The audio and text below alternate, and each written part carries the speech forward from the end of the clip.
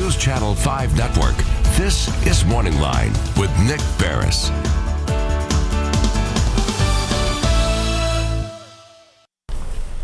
Good morning, everyone. Thanks for joining us on MorningLine. Nick Barris here on a Thursday. We have a good show on tap for you. I think many of you will take an opportunity if you'd like to call into the show today. We'll get the number up in a moment if you're watching on the Plus, or we're also streaming live this morning at newschannel5.com on Facebook. And so I will get to that point right now, and you can message us on this. The reason is I know so many of you closely follow our gavel-to-gavel trials.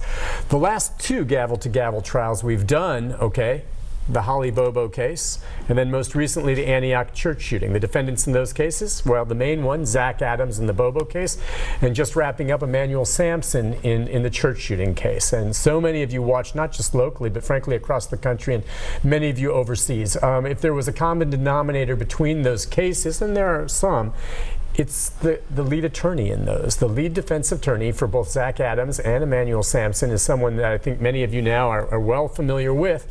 She's joining me this morning on the show. That would be Jennifer Thompson. Good morning to you, ma'am. Oh, thank you, Nick. Thank you for coming on. Sure. I was telling her when she sat down that she's probably been on TV more through our gavel-to-gavel coverage and all media coverage because of these two cases you've been involved with. And I'm not sure where to start, except can you let us know, how is it that you somehow became involved as the lead attorney in both of these high-profile cases? How do you go about getting these individuals as clients? Both these families contacted me. I didn't know them, and I didn't know them previously. I didn't have anything to do with them, and I certainly didn't reach out to them. They had reached out to me. Okay, and I know there's folks, both of the clients accused in very serious crimes, and it seems like the general public as a whole sometimes does not like attorneys, you or anyone else, who chooses to represent these, quote, bad people. What would you remind, or how would you answer that when they say,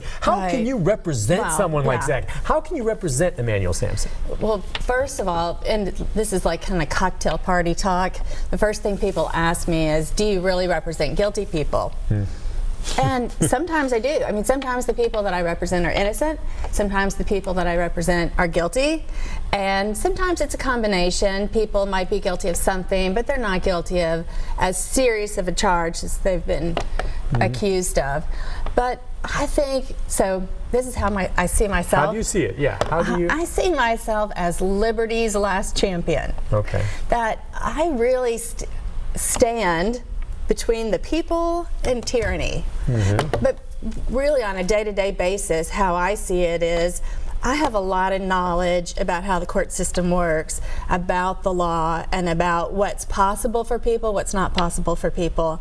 And I really see my role as somebody comes to me and they need help. Usually it's the family members that come to me and they say, you know, we've got this family member, he's in a desperate situation, he's got to have some kind of help.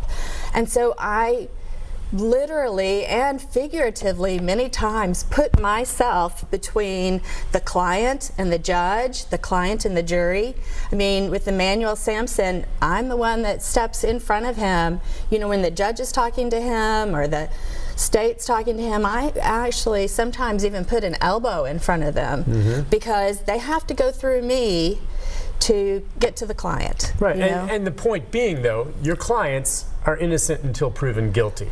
Or, I mean, that's how it stakes out, right? That's hard for people to understand that concept because that's not anything that we do in real life. Nobody in real life is innocent till proven guilty. We look at the evidence and we say, you know, it's pretty clear someone may have done that or may have done this. The difference is, I know the system. Okay. And you wouldn't, let's say, you wouldn't want someone to come in and babysit your kids that doesn't know some first aid or CPR. You wouldn't want somebody to cook dinner for you at a restaurant that doesn't know how to cook.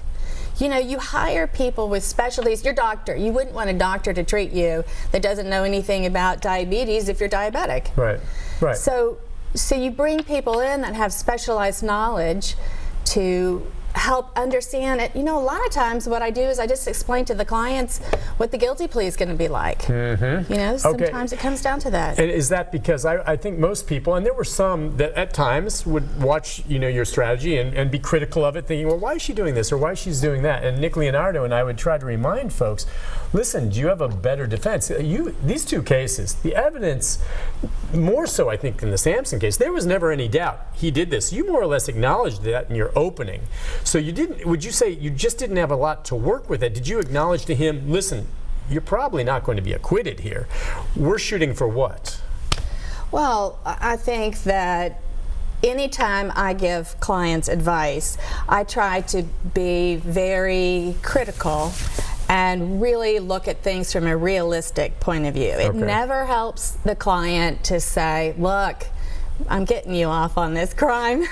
Don't you worry, you sit back. And I think sometimes there may be some unscrupulous defense attorneys that'll say, look, I can get you an acquittal. But I think in general, most defense attorneys try to be reasonable with their clients, but I always try to give them reasonable advice about what I think a jury would do, what the evidence looks like in terms of what the state thinks it can prove, and then tell them, if they're convicted, what the possible punishments could be. And then it's up to the client to decide, well, is that something they're willing to accept? Do they want to try to go for it? And if they want to go for it, is that something that's possible, really? Or are they just kind of wasting time? Gotcha. And there's so many questions that I want to ask just with regard to the Samson case. Well, let's start with this. How did the conversation go determining whether or not he would take the stand during the trial to testify on his own behalf? Okay, it's not really about the conversation with Mr. Samson or not. The fact is, the law in Tennessee is pretty harsh in terms of mental health proof that you can put in at a trial. And I'd like to discuss that a little bit in a bit. That's what I thought we would. In this case, the only way we were going to get in any information in the guilt-innocence phase about whether or not he had any mental illness, mental disease, was him testifying. No other witness was going to be allowed to testify to that.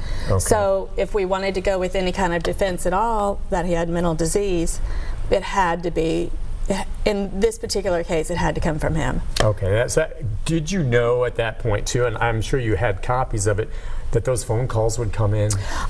I knew that there were phone calls. You'd put them on, some of them on TV. I had some early on, that's right. So we knew that there were some phone calls. I think that so yes, we were aware of that. I also thought, though, if you listen to the phone calls, he really sounded manic on the calls. When you listen to them, he's talking so quickly. Fast. And a lot of what the bad stuff that was said was not what he said. It was what Maya Hill said. His girlfriend. Right, and that really shouldn't have come in. Well, and the judge didn't put it in as substantive evidence. They were limited. The court made a ruling that was only to be considered as a prior inconsistent statement, meaning you can't consider what he said on the telephone calls as any kind of proof in the case. What you have to do is just know that he answered the question in court one way and he had said something different in the past, and so it really went to his credibility, whether or not he's a truth teller or whether or not he's deceiving. But that's not how people took it, I don't think. I know. I think it may have made the jury angry. Some of just what appeared to be they were taking what happened lightly. And you're right, Ms. Hill, who was not charged in the case, but some of the conversation came from her. You're absolutely right about that. She's the one that said made the comments about Joey Spann. Yeah, and that was disturbing. And that was probably the most disturbing portion of the phone calls. But the other thing, I tried to make this point, all those calls were made within the first 20 days of him coming into custody. And, you know, he didn't even start his medication till like October the 10th. Did he not make phone calls later, though? I mean... Well, they didn't pick any of those calls to show that he was behaving badly. But he continued to make calls. Yeah, I guess, there were 1,500 calls. Were there that many? Okay. There were 1,500 calls that he had made during the course of him being in jail. And out of 1,500, they picked 3 calls They played different pieces, but they just played different portions of the calls. But they picked 3 calls total that were all made within the first 20 days where he sounded bad. But they didn't have anything. After he had started his medication, they didn't play any calls. All right, I'm getting some comments here and questions. Some people wonder if when he took the stand, I think they were wondering maybe would he express any remorse or regret for what happened. And you never heard that. And I think that might have helped him. I mean, we always said, look, if you really truly blacked out and didn't remember anything, and all of a sudden someone said, look, you're arrested because you blacked out and you killed this person and went and shot up a church. If that were to happen to me, and I truly didn't remember a thing, I would be horrified. And I would apologize. And I would say, I can't believe I did that. Why didn't we hear that from Mr. Samson? Okay, so I asked him the question in the guilt-innocence phase, do you regret what you did? And the judge stopped me and said he wasn't allowed to answer that question. So she wouldn't let him in the guilt-innocence phase answer that question.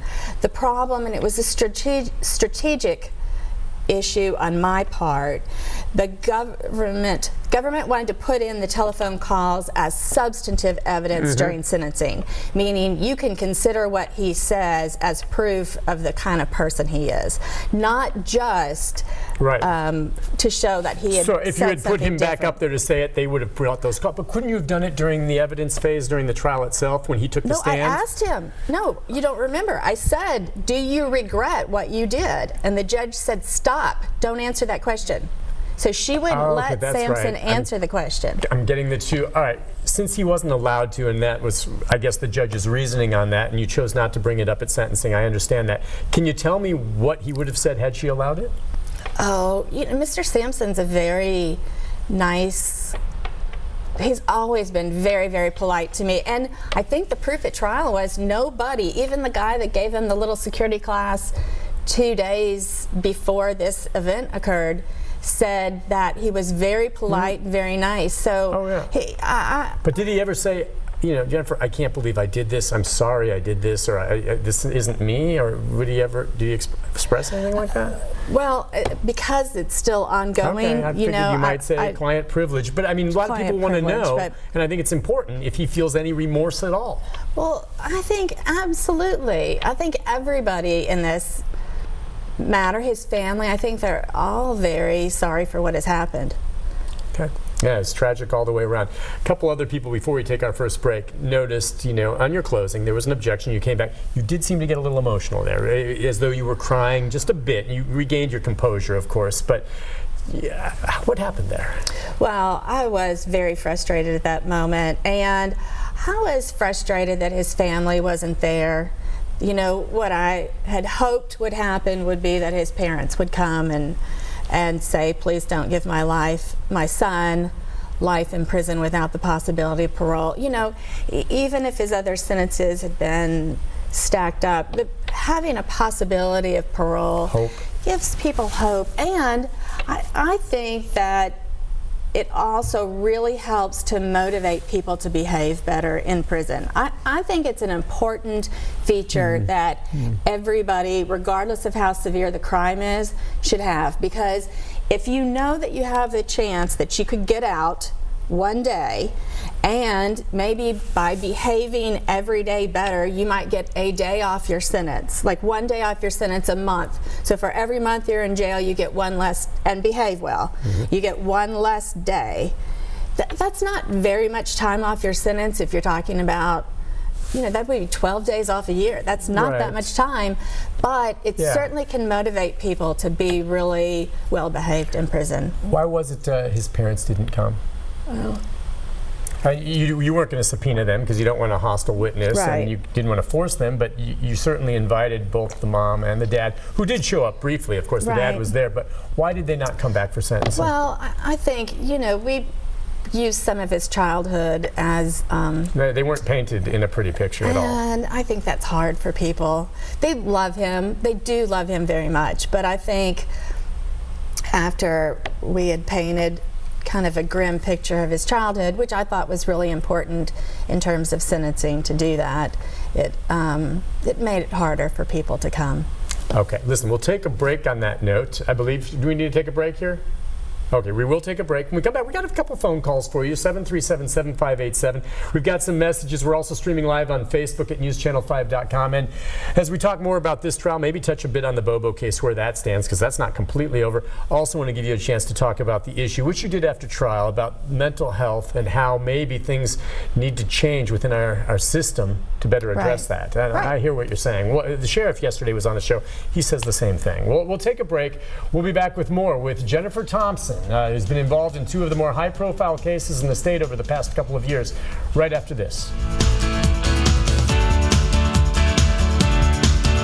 The last